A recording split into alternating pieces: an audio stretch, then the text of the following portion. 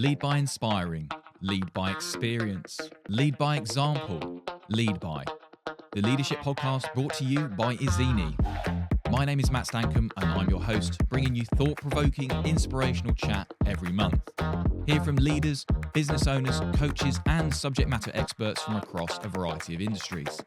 So however you consume your podcasts, turn up the volume, relax, and above all, enjoy this month's guest. In the very first episode of Lead By, I join Marion Whitty at her home to chat about her career, her passion for supporting and developing people, plus delve into the topic of mental health. Marion is a highly accomplished leader, coach and subject matter expert, having worked across a number of industries in the private and public sectors, representing some of the biggest names along the way. So let's go over to her home now, where we recorded the first episode of this Lead By podcast. So I'd like to introduce you all to Marion Whitty. Welcome. Thank you, Matt. It's great to be here. It's nice to be in your home.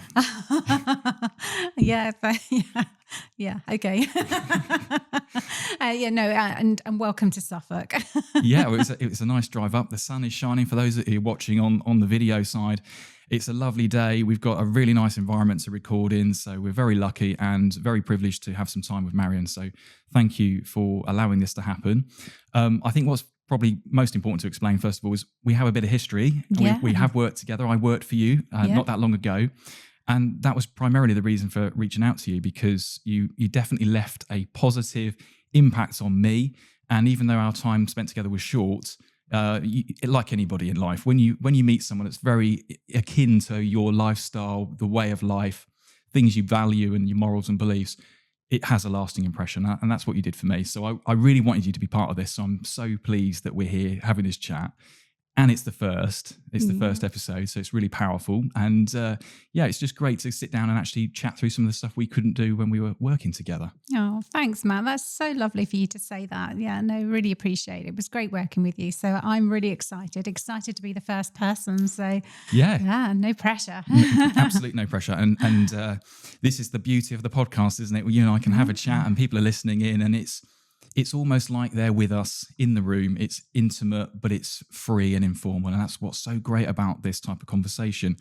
And that kind of leads us to what we want to talk about, which is the cultural side of business, how people are inspired. And ultimately, the brand that I represent, ezeni, we're very much dedicated and focused on upskilling and coaching people in the area of leadership. I know this is something that's close to your heart. Your role denotes that now, but this is more than just a role. This is a passion. This is life's work for you up to this point. And there's so much I wanted to explore with you. And I'm sure we will fill this podcast duration with loads of great stuff and more. But let's start at the very beginning. Let's understand your background for everybody else's benefit. Talk to me about where your career started. And then I want to get to some of the highlights that have come your way as well. Okay. It feels a long time ago now, but I first moved into the L&D space in the early 2000s, and I worked for an insurance company, and I had the opportunity of going for a role in the learning and development team. I never thought for one moment that I would actually get that role at all, because it was very male dominated. I had no experience whatsoever. And there was already somebody actually in the role, seconded to the role. So but you know what? I thought, I can do this. You know, I know I can do this, and I care about this. So that was my first introduction into the L&D environment. I spent a few years there. I was the only female trainer that they had at the time. I was a bit of an anomaly. I can't even say that, but so I was a bit of an anomaly. And it was a fantastic grounding for me. I then went on. I worked in automotive. I've worked in fashion retail, the police service, and construction as well. So I've worked in lots of different industries. My view is people are people wherever you go. It's the context that's different when you change industry. And I think that's one of the really fantastic things about working in the L&D space, is that you can go and work in different industries. And it's just really exciting to sort of learn about different organizations and how they work. But at the end of the day, people are people. Yeah, and it's such a great point. As you know, my career has mostly been spent in the automotive space, so I've seen a pretty consistent life in that industry, and there's certainly highs and lows in that industry. But what you brought when I worked with you and your life's experience is that you have breadth, and that's really where I think we can cover a lot of ground today, because you have, as you mentioned, worked in many different industries that have lots of different demand. But as you rightly say, the commonality is people, and how do we get the best out of people and create that high performance culture that we talk about across lots of industry today. It's a term, it's a phrase, and actually, what does it really mean, and how do we get there? Fundamentally, we are wanting to make sure people are at their best so that the company can be at their best. And that's something I know is close to your heart, and there's lots of things we can touch on that. There's a few points that I wanted to get straight into because they are of interest to me. And again, I have some background in it. You worked for the police service for a long time. Yeah. And you had a lot of responsibility in the area of L&D and development, and more so in setting that tone for leaders and development and really, I guess, modernising the police service. So let's talk about that for a moment. Let's be a little bit more specific. What role did you carry? And I looked after everything from, leadership training, which is probably my area of specialism, to then things like dog training and helicopter training and firearms even. So, but it was absolutely fascinating. I had such a great time there, learned so much. Always respected the police, but having worked with them, even more so, to really appreciate the things that they do on a day-to-day basis that we don't face in the corporate world. It's amazing what they do.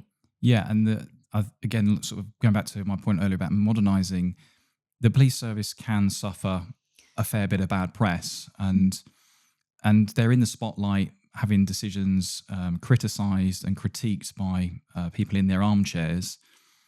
What could you tell me about the leadership direction at that time? What sort of things did we have to look at back then to get people to really get behind the policies and the strategy? I think you really need to understand the police service is, it's based on rank. As is actually an organisation, any business, there's always rankings. And there are times, unfortunately, too many times, when the police are in a crisis situation where there is a threat that they have to deal with. And in those times, you can't, that's not an opportunity for a coaching conversation. It's like decisions need to be made, instructions need to be given, action needs to take place.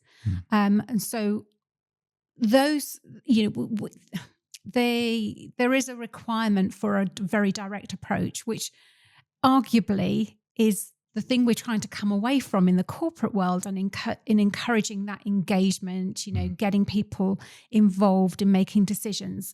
But the police and other emergency services just don't have the luxury of being able to do that. So,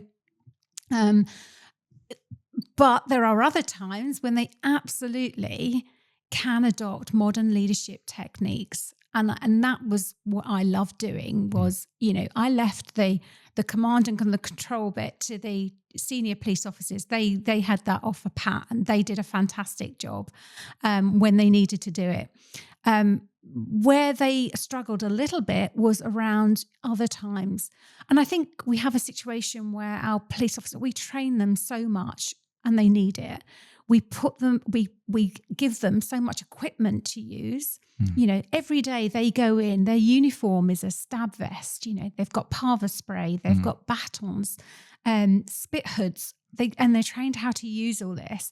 So every day they're going in thinking, I could be attacked, and it changes your mentality, it changes your mindset. And as it happens, I spent 18 months, nearly 2 years in the police service myself, and as a police constable in Thames Valley Police, knowing exactly what that walk of life looked like. And when you're a junior officer, you can only be led by those with experience and those that have gathered enough information and life experience to know how to handle each situation that you face.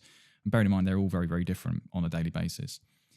But what's interesting is you were saying that actually you don't necessarily want that in the corporate world. You don't want that one way, very dictator orientated or led type of style. However, I guess what I think is important to recognize is in junior roles, you still need that direction, but there's that word coaching that has to be brought in. I think in the police service, what they're very good at is giving you a task and showing you how to do it, which is exactly what I experienced. But then there becomes that grey area of how do I respond to this specific moment, which means I haven't seen it in a textbook or a manual before, but I'm needing to act right now based on what I can see and what I know. And in today's world, which I didn't face, you've got cameras everywhere watching you, social media criticizing you as an individual, when all you're trying to do is do the best you possibly can for your community and for the public.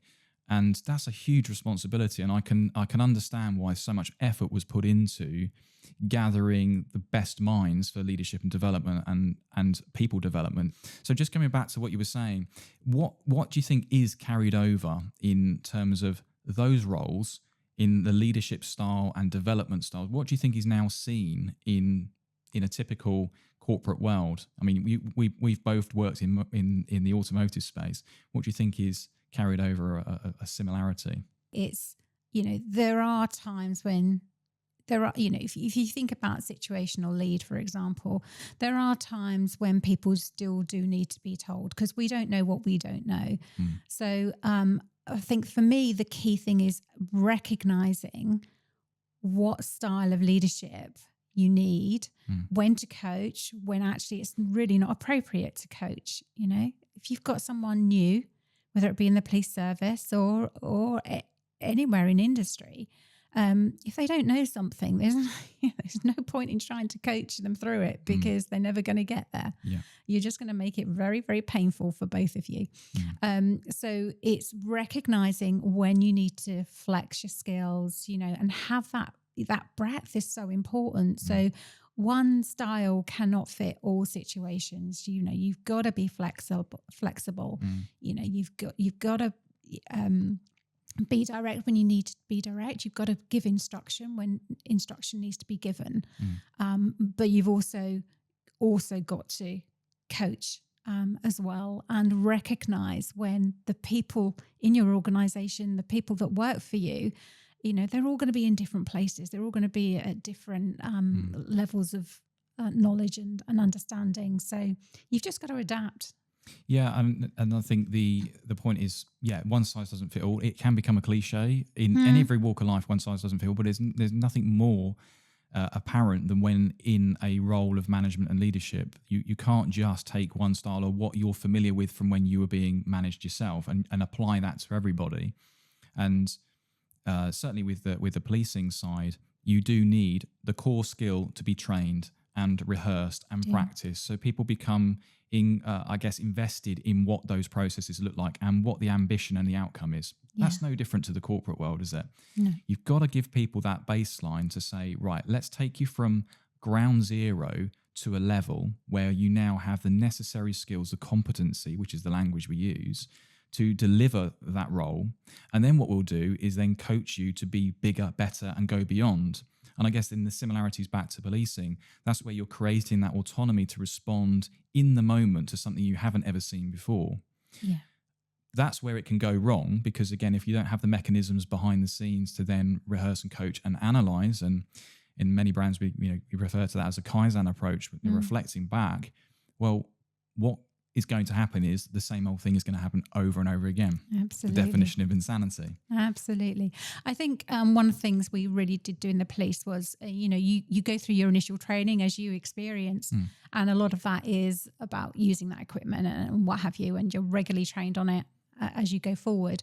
But one of the things we did was recognizing that, when you get a complaint from the public, which, they happen everywhere, how could we support the officers in thinking, is there a different way I can handle these situations and avoid these complaints going forward? And we did a big piece of work on that, which was around, you've got all this equipment, you put it on every day, but actually you've got more equipment. There's natural tools that you've got and skills that you've got that you were born with, that you've developed through your life. Let's go back and let's revisit those, and learn how to use those properly. And it's things like the active listening, looking at the body language, understanding how to build rapport. Because you can do those things even in a conflict situation. Well, even more importantly, in a conflict situation, because that will help to, take the conflict away. That will help to sort of bring everybody back down to hopefully a more rational environment where they can talk things through. So we did a lot of work around that, and I really loved doing that. And we'd take people that had lots of complaints and put them through this. And I remember one officer in particular, he was like top of the list. And he said to me, he said, Marion, he said, if only I'd had this training back when I did my initial training, he said, I'm pretty sure I would not have had the complaints that I did have, and it was nothing serious. I hasten to add, but it did make a difference. And it was fascinating to do, absolutely fascinating. And we did see results. We did see complaints come down. So. Yeah, and I liken that to some of my career, really, where in the early days, you think you know it all. As a youngster, you think you know everything and you've seen everything. But and in fact, someone in your team who's probably older, more senior and experienced will say, actually, you haven't lived yet. And there is a lot to be said for the life experience of rationalizing things and not necessarily jumping to conclusions. But what you just said, I think, really resonates is the power of the soft skill area, which is often dismissed, is so important, and particularly in the area of things like empathy. Yeah, a really powerful tool that, like you said, isn't necessarily clipped on the belt, but it's a huge part of being a fantastic and inspired leader. So empathy is so important in today's leadership role, but it expands across the whole team. Because if we have that empathetic culture ingrained and people are free to express how they're feeling, and we can all take note and value of what a person is going through and what they need to learn, suddenly we become this unstoppable force and we're all driving towards the same goals. So I wanted to make a little segue here on that topic, because again, I know, and your body language tells me everything, that this is something that you love to talk about, and this is something that you're inspired by. But on the factor of culture, let's start with mental health, because I think this is a big area that plays a part on it. Empathy then naturally feeds into that role. But let's start with, you're a mental health first aider. Yeah. That in itself is a fantastic achievement and something really, really powerful in an organization. And not that many people have those sorts of roles or given the capacity to do that. So tell me about how that began and what made you the decision to go through the necessary qualifications and training to get where you are today. Yeah. So you're absolutely right. I mean, mental health is so important to me. We all have mental health, and it's what extreme of that mental health do you have? And it's about being able to look after it.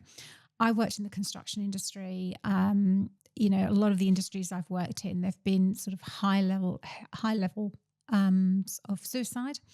And I remember seeing on the front of a professional magazine one day that something like two people a day were losing their life due to suicide in the industry, and I just thought, this is not right. This is wrong. We have to do something about this. And I had to jump through a few hurdles to do it, but took the bull by the horns, and I managed to get a few people trained up in the organisation as mental health first aid tutors, and I was one of those. And over 2 years, we trained up over 130 mental health first aiders in that organisation, which was probably about 5% of the organisation. Wow. And then we then went on to sort of roll out loads of mental health training, and we made it a core part of our leadership training, because it is so important in leadership, recognizing those signs of when mental health is going down the wrong way and poor mental health. Yeah. I think in the past, if I looked back, when you see people that have gone through sort of who've left the organisation, who once were really high performers, and all of a sudden they're just not deemed as or perceived as performing anymore. Well, sometimes that's probably been because they have been experiencing poor mental health, and it's just not, they've not been brave enough to admit to it, because they didn't feel they could because of all the stigma around mental health years ago. Thankfully, that is changing.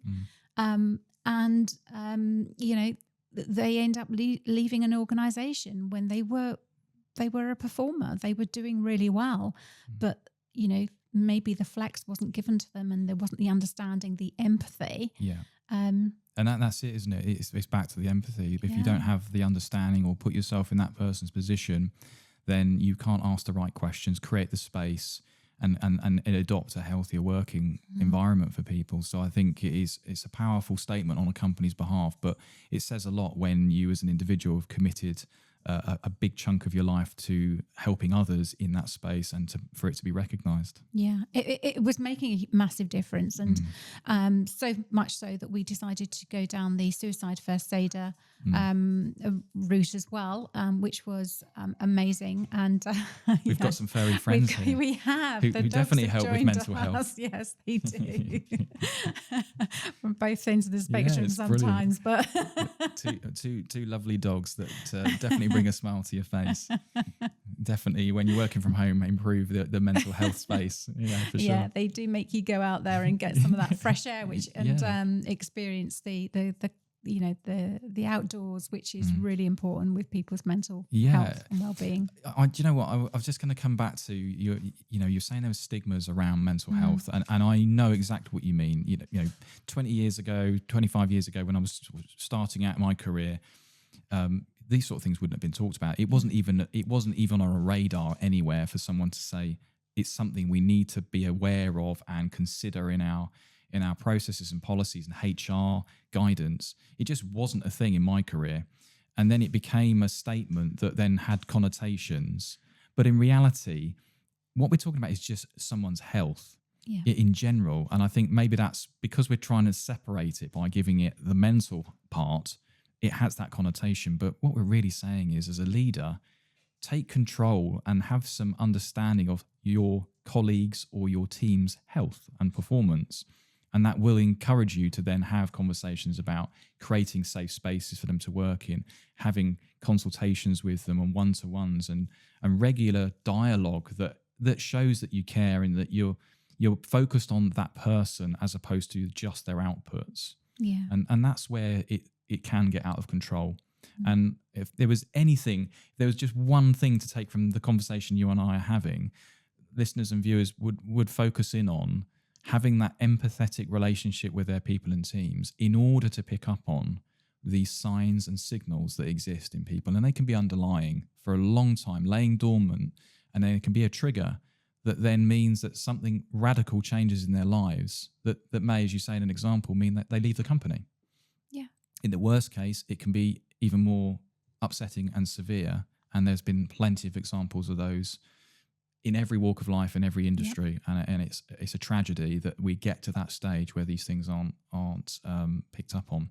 So I guess what I would express for everybody listening is, it's not to create fear. If you're a junior, if you're listening, you're a junior manager making that next step in leadership and distinguishing between management and leadership, it's nothing to be feared. You're not now elevating your role into something where you have to have a doctorate. No. It's just recognizing that you're looking after people. You're not looking after a process now.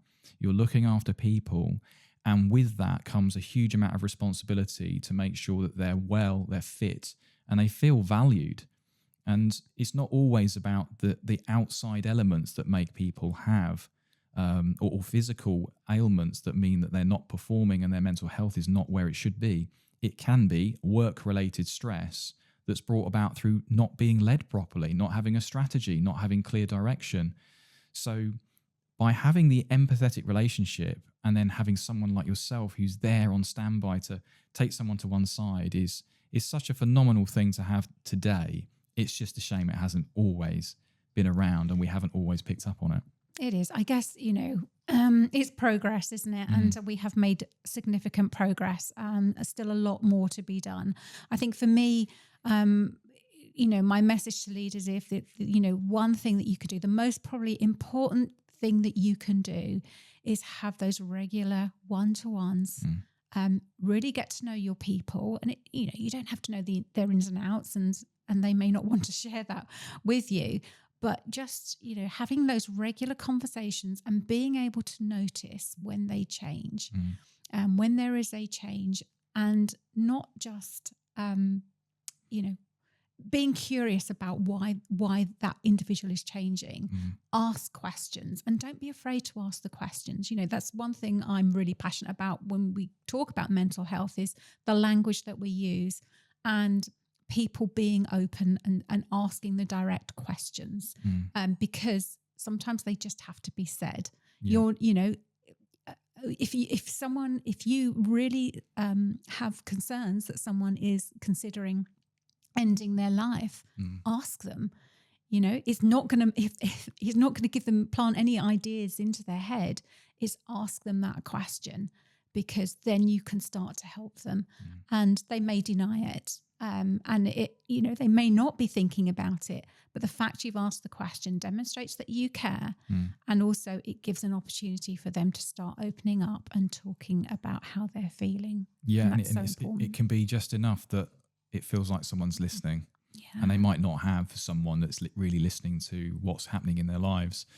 And that can give an opening that means that you can have more dialogue and create space for that person. And again, it's one size doesn't fit all. So while some team members might look at that there's some special treatment going on or advisories going on, that's what's happening, isn't it? We as a leader, you are creating these moments for the individuals in your team, recognizing what's important to them and getting the most out of them whilst maintaining their health to a much higher standard. We spend more time with our work colleagues than we probably do at our home with our families and loved ones. So we need to extend a little bit of that empathy and understanding and to a degree some love towards these people that we spend all this time with, because at the end of the day, we all want to go in the same direction. We're all trying to earn a living and do better, or that's the theory. So just sometimes ask the question, how are you, genuinely, how are you doing today? Is there anything I can help you with? And is there anything I can do to make your life a little bit easier today? From a leadership point of view, that's something I've experienced very recently from my own boss. And I think that particular question is so powerful. Is there anything I can do to make your life easier? Yeah.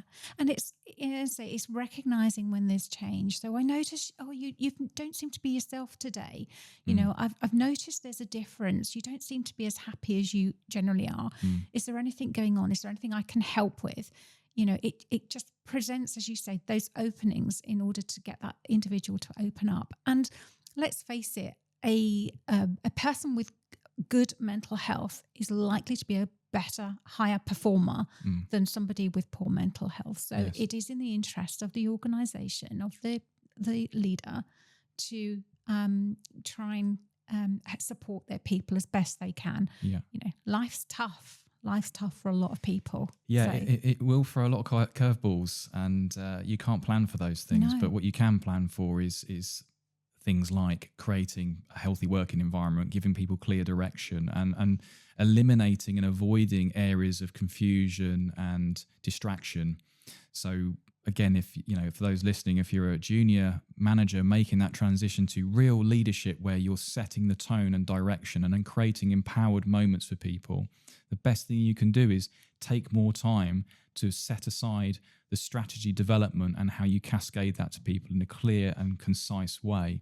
And then, as you were saying, having those one-to-ones is where you really find out whether people have understood the message and what can be done to help support them reach those goals. Yeah, absolutely. I think, give them direction, clearly communicate, checking in with them, and that recognition for the good work that they're doing and that support when they need it. You can't go far wrong if you can get that right. No, that's a great sentiment to take a pause, I think. I think what we'll do is we'll go to a little break now, and we can have a quick glass of water because I want to delve into a couple more questions whilst I have you. So thank you so far. Really great chat. And let's take 5 minutes. Great. This podcast is sponsored by Ignition. One of the most powerful skills you can have in leadership is the ability to coach and guide people so that they can reach the destination. It's important to remember that the journey along the way is equally as powerful in adopting new skills, understanding, and also the act of practice. While running an automotive event, vehicle test drive, or even a fleet demo is no different. With Co-Driver, you can program a route with turn-by-turn guidance, which is accompanied by bespoke messaging related to the vehicle being travelled in or on. Imagine a co-driver on a rally stage giving you important notes about what is coming up. Co-Driver isn't just a solo tool either. In fact, it's a ground-up creation from Ignition's clever team of developers, meaning its fully customizable app sits within a suite of other really useful platforms. So if you're a retailer offering demonstration drives, an OEM delivering product training, or even a fleet manager helping would-be users how to get the best from their vehicle, Co-Driver can be programmed with unlimited GPS waypoints that activate specific information at a time that you want, with the information you want them to hear. Whether you have one vehicle, a convoy, or a fleet, having Co-Driver on board means your drivers and passengers can concentrate on the road ahead, enjoy the features of the product, whilst learning everything there is to know about the vehicle that they are using. For more information, visit www.ignitiononline.com. Now let's get back to the podcast. So let's just go back in a nice little roundup of the mental health first aider piece that we've talked about. What would be the next steps if someone has heard what we've said and they're interested in now taking their next step in promoting this to their company perhaps, or as an individual setting this as one of their ambitions for the year? I want to be a first aider. I want to be a mental health first aider. What do I need to do? Where do I need to go? What could you tell me?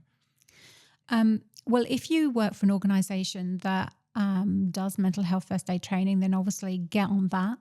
There are Mental Health First Aid England are the biggest organisation that run that training, and it is fantastic. It's really good, and you they make sure that people get reaccredited as well, so keeping the information fresh. Mm-hmm. If you don't work for an organisation, if your organisation doesn't do mental health first aid training, then organisation like Mind, brilliant. They come in and they'll be able to deliver training. Mm-hmm. So there's lots of organisations, and it won't make you an expert, and but it will help you be that first line of support for somebody. Yeah, that makes sense. And then you can signpost them to the professionals. Yeah, and I think that's the thing. You can easily fall into the ether of Google in this sort of situation, and it can be quite overwhelming. And there's obviously a number of companies out there, but I think you're absolutely right. The bigger bodies like Mind and the trusted organisations are the place to start. And having had some dealings with Mind over the years, they're a great organisation to just have a chat and get a reference point, and they'll happily guide you to the necessary places and tools that they have on offer, or just simply have a conversation around what are your ambitions with this service or services they have. And I think that's a really powerful place to start. Many people take up on these types of roles because maybe they've had some experiences in their lives that have meant they've wanted to get some closure or even greater understanding of what's happening internally for themselves. And I think that's also a really powerful place to start. So again, for those listening, if you're an individual that might be suffering and not necessarily vocalizing that, not being heard, take the next step by doing some more research and understanding where you are in your own mental health awareness, and maybe having that barometer of what support you need. And then you can have that conversation with your line manager and leader to say, I need support in this area. And there wouldn't be a better advocate of it to have someone who's maybe had that experience and talk through it. Some of the world's best seminars and speakers out there are people that talk from experience. And I'm not saying for a moment that we have to live through the pain to be a better individual and necessarily be a great person to be a spokesperson on this stuff. But sometimes by having had that experience, which we can't change, we can be a great advocate for making change and also inspiring others to maybe speak up or make an opportunity for change in the company. So it's such a powerful thing.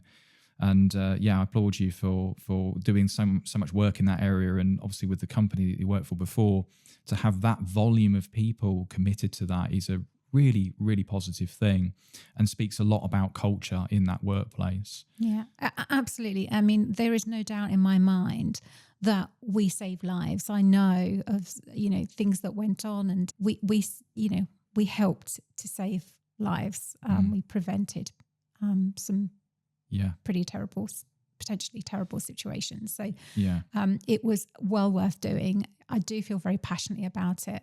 And it's something, if you can get a little bit of knowledge in it, preferably through an accredited program, then you don't only help the people at work, but you can help the people around you. Yeah, that's very clear. And I think in close to that, I would encourage people to go away and, as you say, maybe visit Mind or some of the other registered bodies that can support this.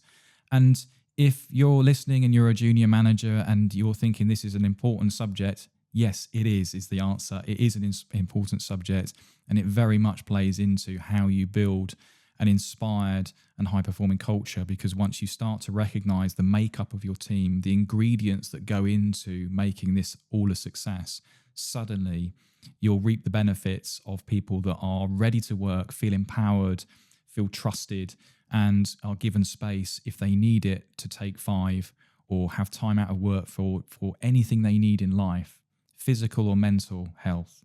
That is a powerful thing. So that's a brilliant topic on which I want to move to a couple of more questions for you before we have our time cut today.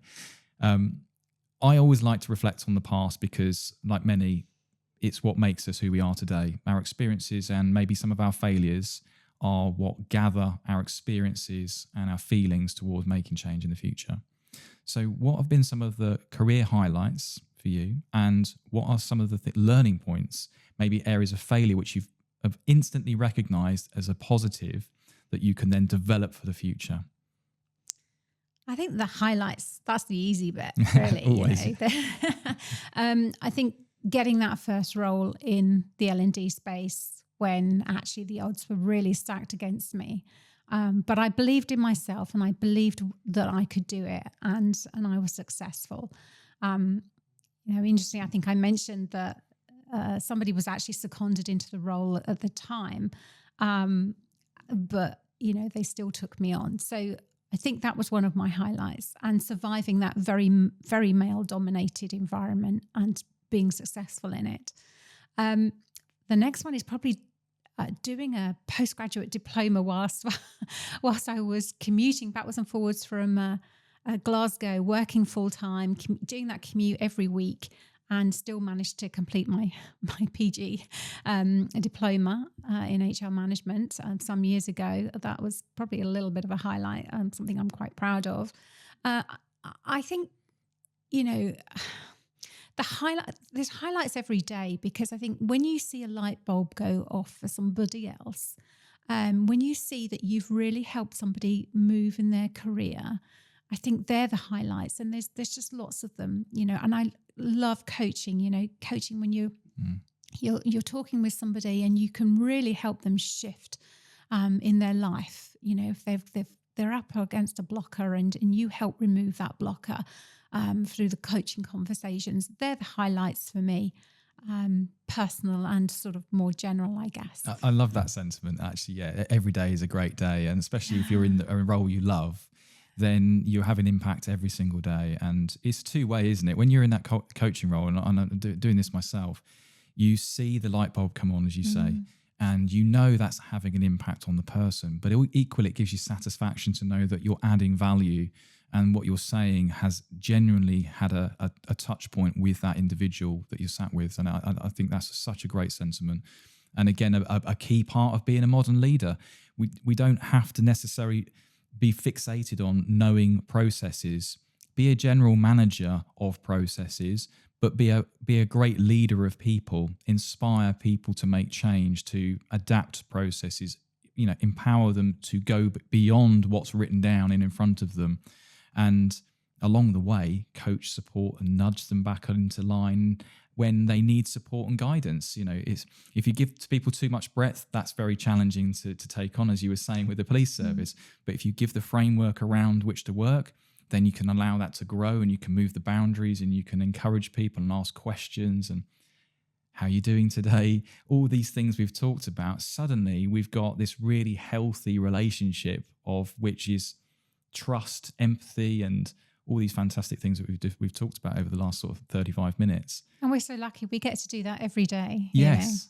But again, if you just take it on face value, if you're going into a management, I say in inverted commas, role, you might think that this doesn't apply. But believe you me, it's a core part. It's the essence of being a modern leader in today's world, whatever industry you work in. It's putting people first. And, it's the famous quote, isn't it? That's people before profits. And whilst every organisation needs to make money, it's the people that make that company. It's not the shiny tile across the building with the logo that makes it a great company with fantastic reviews. It's the people inside that building that make the whole thing work like clockwork. And if the person that's in charge of cascading the message, setting the tone and the ambitions knows exactly how to dial into everybody's personal ambitions and agendas, that's where suddenly you see this huge climax in performance, which is what we started the conversation by saying, that high performance culture. So it's really powerful. Yeah, no, absolutely. And for me, it is obviously about the people, but also it's about the connection between the people. I think that's where the magic really happens. And that's something else I'm really passionate about. It's that relational stuff, that relation. We call it teamwork. I refer to it as a system, a team as a system, because it's the magic that happens between people that really, gives you that success or not. And that's why relationship, and we've talked about this, having those one-to-ones, whether it be, checking on people's well-being or just making people more efficient by learning how each other work, that bit in between, the magic, the connection is so critical in getting to that high performance. Do you think that attribute exists in everybody, or do you think that has to be something that's taught in a leader to look out for those signs and signals? I think it probably is something, I think leaders have a tough job. Generally most organizations, there's a lot to be done. I think it's easy to become very task focused. And I think sometimes you need someone to help you lift your head up and see what's going on around you and understand that actually there are other things. It's sometimes you have to tweak little things in order but they can make a big difference. And it's not just about the task. It's about how you manage people and creating the right environment for people, for individuals and for teams to succeed. And that's something I've been doing a lot of recently, is working with senior leaders particularly and their teams, getting to really understand each other, and contract with each other and agree how they're going to be together when things go well, but also how are they going to be together when things are not going so well? How do they ensure that they flourish? And recognizing, as much as we might like to think we do, we don't always rock up bringing our best self to the workplace. No. We all have bad days. So, what does bad look like? What are some of those maybe some little toxic behaviors that might creep out for every now and again? And recognizing them not only in ourselves, but also each other, and having a strong relationship that we can actually call each other out on it. And we can hold ourselves to account and each other to account to say, but you know what? We agreed we wouldn't do this. We agreed that we would communicate. We agreed that, this is how we wanted to operate.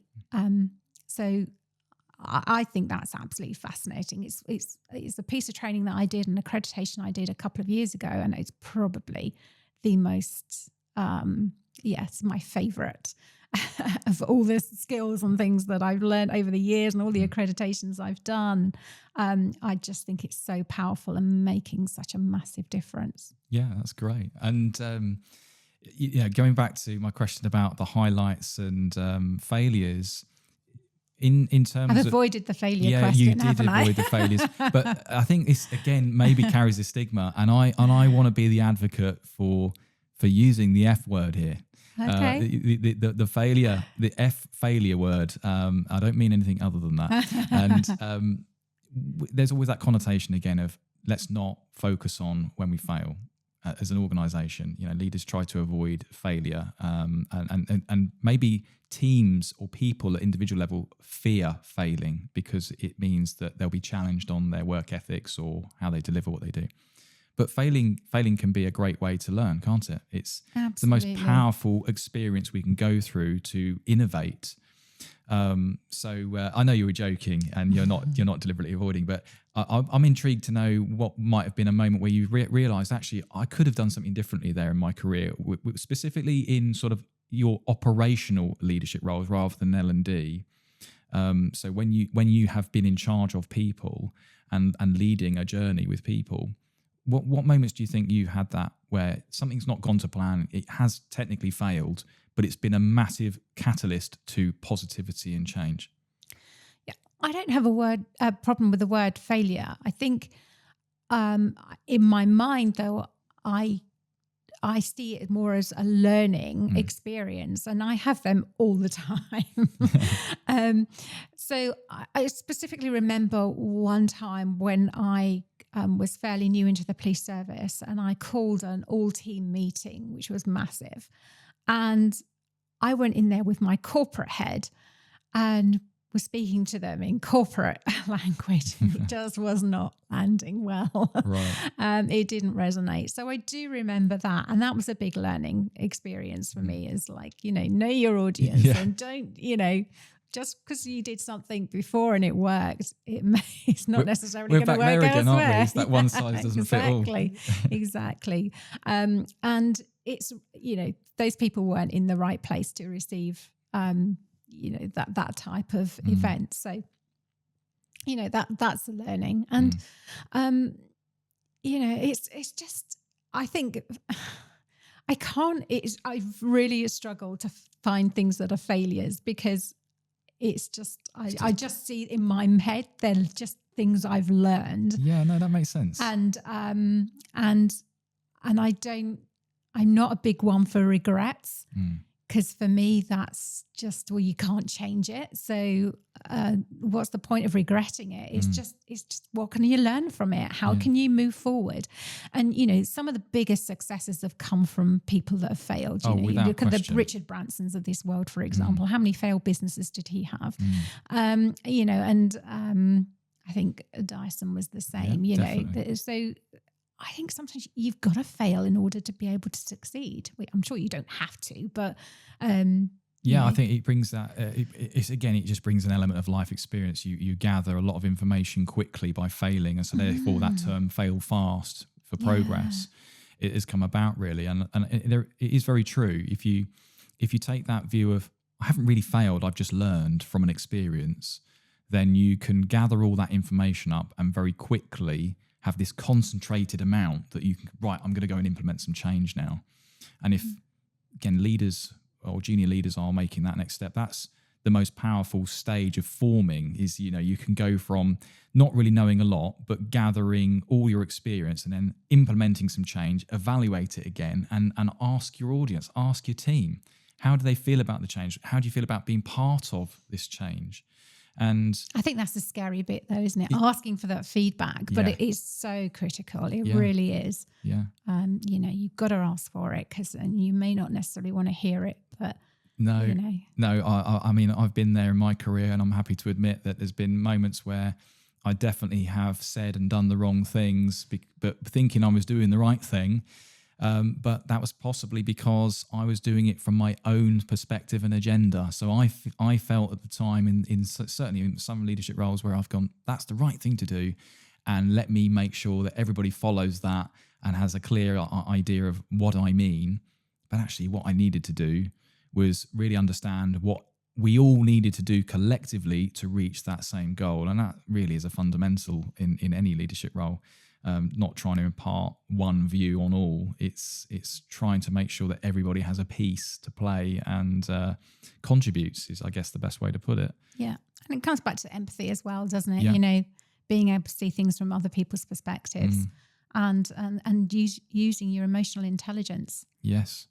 And that leads me to one piece I wanted to pick up on before we finish our time together. You mentioned the phrase toxic and toxic culture. And again, this is something that I'm very, very in tune with, very focused on when working with organizations and coaching is to try and eradicate those sorts of behaviors in businesses, because it is so damaging. By definition, it's toxic and it spreads quickly. But I'm keen to hear your take and really maybe some examples, if you can share any examples of where things have worked really well and what's gone wrong, and maybe some advice on how to handle that. I think the first thing is, like I said before, is being open. You know, we're not all at our best 100% of the time. We have things going on in our lives. We have things going on at work that will maybe sort of open us up to allowing some bad behavior, some poor behavior. But it's about recognizing what that is when it happens. And I think being open and encouraging other people to be open about that. And I have a fantastic exercise, which I got a couple of years ago, and I use it a lot, which is, I think we probably may have done it, Matt, in the past, where, you know, you look at potential toxic behavior and what it might look like. And then you have to go and stand in the box where what is your potential go-to toxic behavior? Yes. And then encourage people to think about, well, when they recognize they're in that state, you know, what can they do about it? And also, I think having that appreciation of what it looks like from somebody else's viewpoint that's the most powerful part of those exercises is perspective, isn't it? But let's go back to that. I mean, because it is fascinating, this piece. We can laugh about it now, but it is dangerously bad behavior, and almost allowing it to happen is equally as bad. But some of the examples in that exercise, just give me one of those characteristics that you might see in some form of toxic behavior. Give me something that. Well, things like gossiping, withdrawal from a situation, maybe just completely disagreeing. So, you know, just if someone says one thing, you say another. It's withdrawal. You see quite a lot of. I was just going to say that withdrawal is a classic, because that's often the sign and signal of other things where that individual, and it can be right up to team level, can't it? If you've got a completely disengaged team where they're not having clear direction. But generally, the withdrawal is often seen when someone's not feeling valued and they're not getting the best out of themselves, or they're feeling under threat. So the natural instinct is to recoil and withdraw and say very little. And I've certainly seen in my career where people in teams fall into that category and they start to withdraw, and then sometimes as a byproduct they become passive aggressive in responses. So when they do speak up, it becomes very snide and passive. And unfortunate part about that, and this is important for leaders to really identify, is at that stage when a person is in that headspace, as an individual, you're now not necessarily being you. You're in a mental state which has been, it's a catalyst from other behaviors and other circumstances. But what really happens is now the leader is judging that person on a version of themselves isn't necessarily true to heart. So what you can do as a leader is then make this assumption that is that person, and you can box tick them of, right, that is who they are, and that's how they behave, and that's what I've got to deal with. Whereas actually you can take a step back from that and say, well, what could I have done to maybe erase some of that or support some of that and coach some of that out within the individual and the team, and therefore it wouldn't exist. So that's the first part. But then also the toxic behavior becomes a toxic culture. Because suddenly, especially in gossip land, it's wildfire, and it takes one person to create this anarchy in a business that's almost like folklore. It's suddenly everybody's talking about something, or a person or a team or a manager or whatever, and it becomes this horribly incestuous thing that is very, very difficult to unwind. So those exercises are very powerful in really recognizing that we need to take accountability as an individual. We need to avoid those circumstances, but as a leader, you've got to be able to have that bird's eye view of what's going on and say, I can see that happening. I can already identify some of those behaviors and traits creeping in. Yeah, most definitely. And I think it's so true, isn't it? That, you know, if you have a negative opinion of somebody and you express that, I mean, that is gossip, because, you know, then somebody else will believe that negative issue about that person, and it's just not fair on an individual, because it's just your perception and you're just reflecting that on others, and it's just not fair. I've seen people's careers, you know, go down the pan because of that, because of that negative gossip, and just because one person doesn't share a view, it can be incredibly toxic in itself, and it really reduces morale in the team, and creates this unfortunate void where people are then demotivated because they're hearing negative language and challenging language around people that they might be close with or the teams they work in. So it's very, very unhealthy, as the name suggests. Yeah, and just I mean, it actually is very similar to mental health stuff, isn't it? Notice the difference. So if somebody suddenly starts to become toxic, as a leader, try and understand why that is, and you know, nipping it in the bud, getting it out in the open, talking about it, and trying to resolve it sooner rather than later, before it becomes a cultural issue. Yeah, and I've talked about this in a little audio bite recently on our other platforms, and that, you know, a culture by definition is that growth of cells or organisms, and it's manufactured in an environment. So thinking about that sort of laboratory environment of how you develop a culture very quickly for testing, it's exactly the same in the work sense. If you allow something to grow and you give it all the necessary ingredients, the right amount of lighting, the right amount of heat, and all those parts that help something to grow, suddenly the results speak for themselves. You've helped develop that. Yeah. So in the same context, as a leader or a set of leaders in a business, if you don't necessarily pick up on these things quickly or reduce the elements that make that stuff thrive in a negative sense, then, well, what can you expect? It's suddenly going to overtake your business, and it becomes a thing that actually it is the operation. It's what the business is now become. It's this really unhealthy place to work, or it's a very difficult place to have trust and empathy, because no one feels like they can speak up. And I think this is a very big topic that we could spend a lot of time on. Absolutely. But I think what this does, again, just discussing it in this format with our audiences, is just take people into a space where they think a little bit more. Yeah. And they're now thinking, oh, wow, that is a thing, and I need to do something about that, or I need to certainly listen out for the signs and signals, and maybe just have a little bit of a conversation, a challenging conversation sometimes, which is difficult.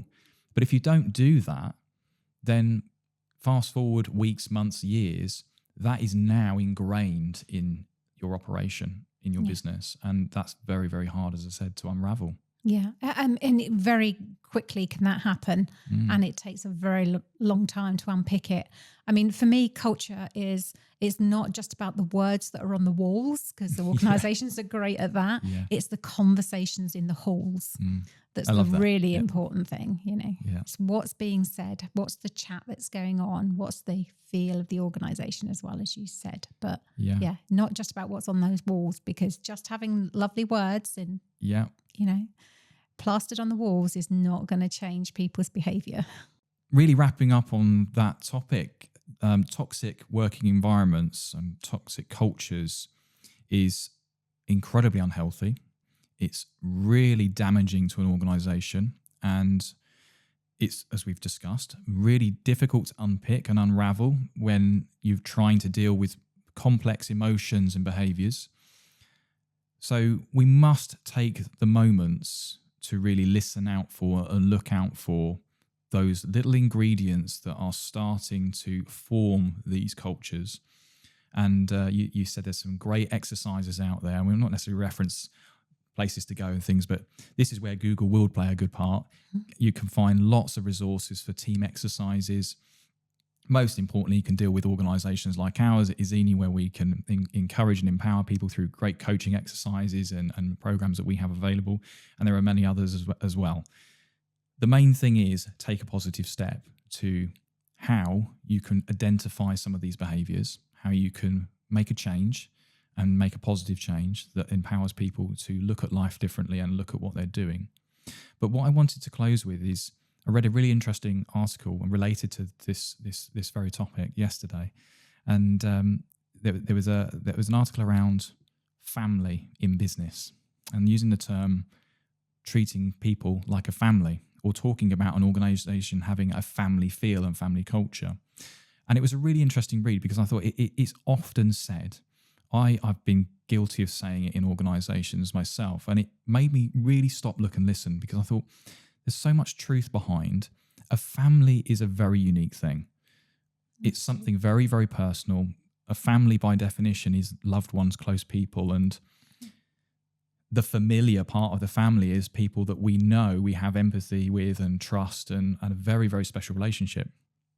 So when organizations talk about having a close-knit team like a family, it can bring actually fear, because there's almost two schools of thinking. You have to be incredibly honest at levels that you wouldn't be honest with people in an office, and I mean on a personal level. And also there's the connotations of you have to do more because you're so invested because it's a family member. And I thought that was so right, really, so thought-provoking. Maybe that is something that, again, for those making the next step, maybe we should adjust that language. Rather than when we're talking about a close-knit community of people, calling it family, we should just call it, as you said to me, community. A community of people. That's what we are, isn't it? Yeah. It's nothing more than that. It's a group of people that are working together, inspired to deliver great results, but we're not family members. No. We might spend a lot of time together, but we're not family. And I thought that was a really interesting read because it's so true. Yeah. Unless, of course, you work in a family business. Well, yeah, there is that. But that can come with its challenges in itself, can't it? Yeah. The thought of changing the language doesn't mean it changes the way you do business. It's just how it makes people feel. And I think the point that I'm really trying to make here is for some individuals, when we talk about being family orientated, it means that those individuals now think they might have to work beyond their core hours or do these extra special jobs that aren't part of their contract. And whilst many people will be happy to extend those roles and responsibilities for the good of their career, that doesn't apply to everybody, and that shouldn't be a judgment formed on them by the management teams and leadership teams. So I think it's a really interesting point to close on, really, is when you actually put together what we've talked about, you're looking out for the signs and signals in people's health. You're looking for how you can empower them to be better, do better, and bring their best selves to work every day. And as a leader, you take responsibility for how do I find out more information? What learning and development can I personally go through to be better at my job? And then you end up in this place where you can then identify some of those parts where it goes wrong. So you start looking out for the characteristics and traits. Or actually, I'm on it now. I know what's happening and I know why it's happening. So you can form the analysis.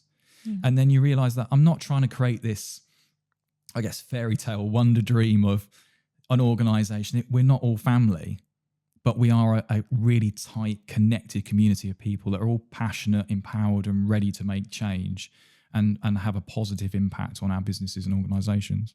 Yeah, beautiful. Yeah. No, I couldn't have said it better myself. You're absolutely right.